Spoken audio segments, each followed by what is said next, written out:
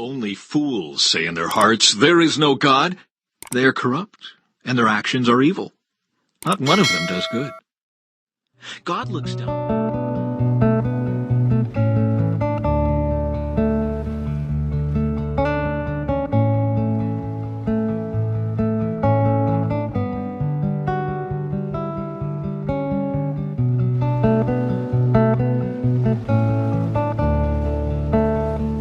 Psalm 53. Only fools say in their hearts, "There is no God." They are corrupt, and their actions are evil. Not one of them does good. God looks down from heaven on the entire human race. He looks to see if anyone is truly wise, if anyone seeks God. But no, all have turned away. All have become corrupt. No one does good, not a single one. Will those who do evil never learn? They eat up my people like bread and wouldn't think of praying to God. Terror will grip them, terror like they have never known before. God will scatter the bones of your enemies. You will put them to shame, for God has rejected them. Who will come from Mount Zion to rescue Israel? When God restores his people, Jacob will shout with joy, and Israel will rejoice.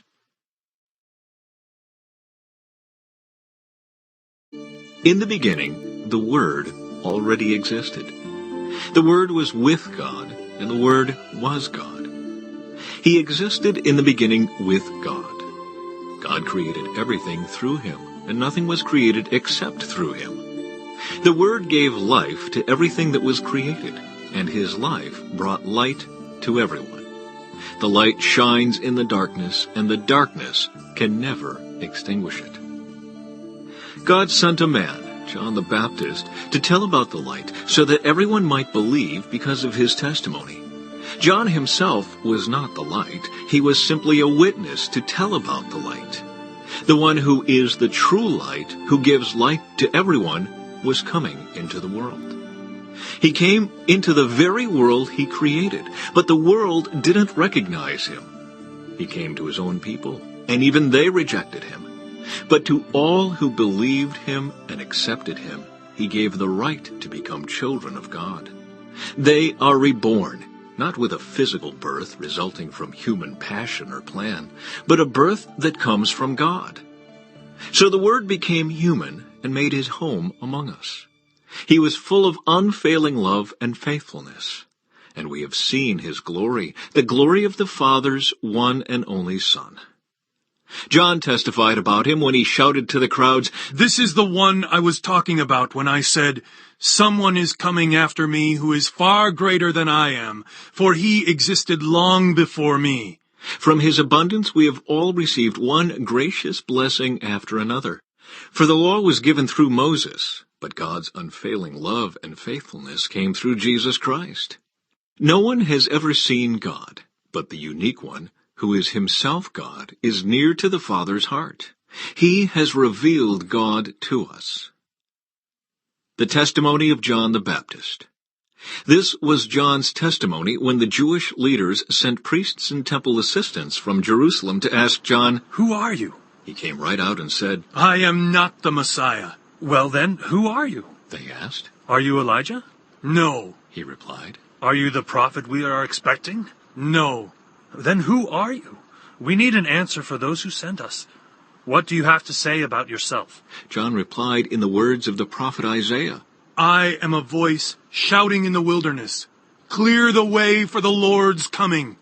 Then the Pharisees who had been sent asked him, "If you aren't the Messiah, or Elijah, or the prophet, what right do you have to baptize?" John told them, "I baptize with water, but right here in the crowd is someone you do not recognize.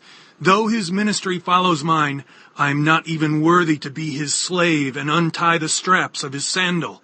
This encounter took place in Bethany, an area east of the Jordan River, where John was baptizing. Chapter 15. The land given to the tribe of Judah. The allotment for the clans of the tribe of Judah reached southward to the border of Edom as far south as the wilderness of Zin. The southern boundary began at the south bay of the Dead Sea, ran south of Scorpion Pass into the wilderness of Zin, and then went south of Kadesh Barnea to Hezron. Then it went up to Adar, where it turned towards Karka. From there it passed to Asman until it finally reached the brook of Egypt, which it followed to the Mediterranean Sea. This was their southern boundary. The eastern boundary extended along the Dead Sea to the mouth of the Jordan River. The northern boundary began at the bay where the Jordan River empties into the Dead Sea, went up from there to Beth Hogla, then proceeded north of Beth Araba to the stone of Bohan. Bohan was Reuben's son. From that point it went through the valley of Achor to Deber, turning north toward Gilgal, which is across from the slopes of Edomim on the south side of the valley. From there the boundary extended to the springs at En-Shemesh and on to En-Rogel. The boundary then passed through the valley of Ben-Hinnom along the southern slopes of the Jebusites, where the city of Jerusalem is located. Then it went west to the top of the mountain above the valley of Hinnom, and on up to the northern end of the valley of Rephaim. From there the boundary extended from the top of the mountain to the spring at the waters of Nephtoah, and from there to the towns on Mount Ephron. Then it turned toward Baalah, that is, Kiriath-Jearim. The boundary circled west of Baalah to Mount Seir, passed along to the town of Kisalon on the northern slope of Mount Jearim, and went down to Beth-Shemesh and on to Timnah. The boundary then proceeded to the slope of the hill north of Ekron, where it turned towards Shekharan and Mount Baalah. It passed Jabneel and ended at the Mediterranean Sea. The western boundary was the shoreline of the Mediterranean Sea. These are the boundaries for the clans of the tribe of Judah. The land given to Caleb. The Lord commanded Joshua to assign some of Judah's territory to Caleb, son of Jephunneh. So Caleb was given the town of Kiriath Arba, that is Hebron, which had been named after Anak's ancestor. Caleb drove out the three groups of Anakites, the descendants of Sheshai, Ahiman, and Talmai, the sons of Anak.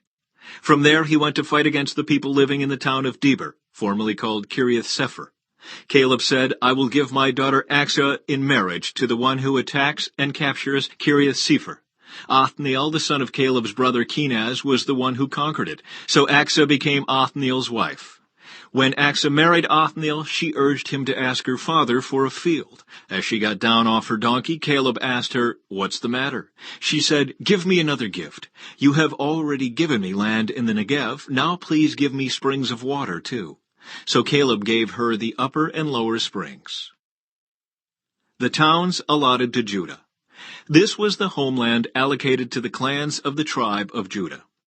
The towns of Judah situated along the borders of Edom in the extreme south were Kabzeel, Eder, Jagur, Kena, Dimona, Adada, Kedesh, Hazor, Ithnan, Ziph, Telem, Bealoth, Hazar-Hadattah, Kiriath Hezron, that is, Hazor, Amam, Shema, Moladah, Hazar-Gadah, Heshmon, Beth-Pelet, Hazar-Shual, Beersheba, Biziothea, Baalah, Eam, Ezem, Iltalad, Kizel, Hormah, Ziklag, Madmannah, Sansannah, Lebaoth, Shilhim, Ain, and Rimmon, 29 towns with their surrounding villages.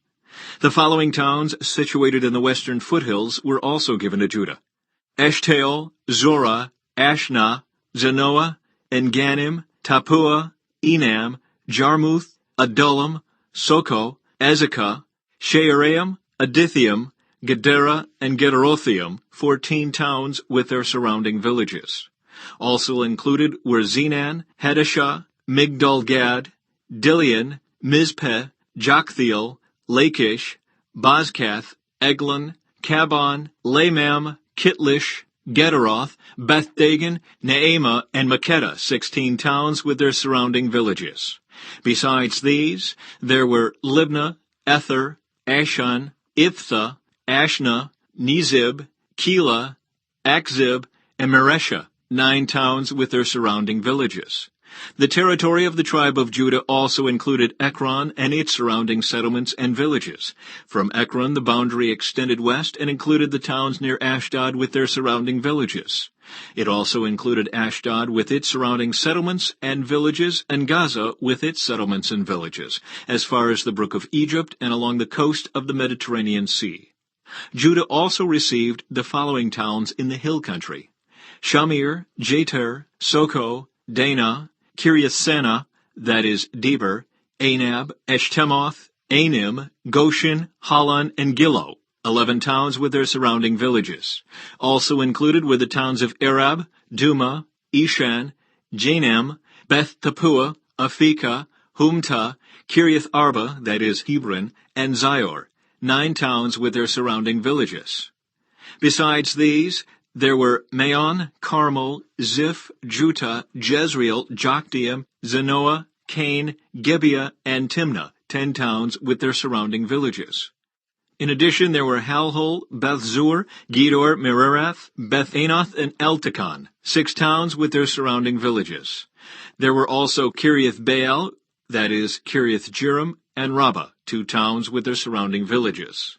In the wilderness, there were the towns of Beth-araba, Middin, Sekaka, Nibshan, the city of Salt, and Engedi, 6 towns with their surrounding villages. But the tribe of Judah could not drive out the Jebusites who lived in the city of Jerusalem, so the Jebusites live there among the people of Judah to this day.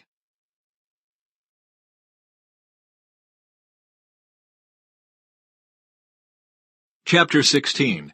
The land given to Ephraim and West Manasseh. The allotment for the descendants of Joseph extended from the Jordan River near Jericho, east of the springs of Jericho, through the wilderness and into the hill country of Bethel. From Bethel, that is, Luz, it ran over to Adaroth in the territory of the Archites. Then it descended westward to the territory of the Japhletites as far as lower Beth Horon, then to Gezer and over to the Mediterranean Sea. This was the homeland allocated to the families of Joseph's sons, Manasseh and Ephraim. The land given to Ephraim. The following territory was given to the clans of the tribe of Ephraim. The boundary of their homeland began at Adaroth Adar in the east. From there it ran to upper Beth Horon, then on to the Mediterranean Sea. From Mikmethith on the north, the boundary curved eastward past Taanath Shiloh to the east of Genoa. From Genoa it turned southward to Adaroth and Nerah, touched Jericho, and ended at the Jordan River. From Tappuah the boundary extended westward, following the Kana ravine to the Mediterranean Sea. This is the homeland allocated to the clans of the tribe of Ephraim. In addition, some towns with their surrounding villages in the territory allocated to the half-tribe of Manasseh were set aside for the tribe of Ephraim. They did not drive the Canaanites out of Gezer, however, so the people of Gezer live as slaves among the people of Ephraim to this day.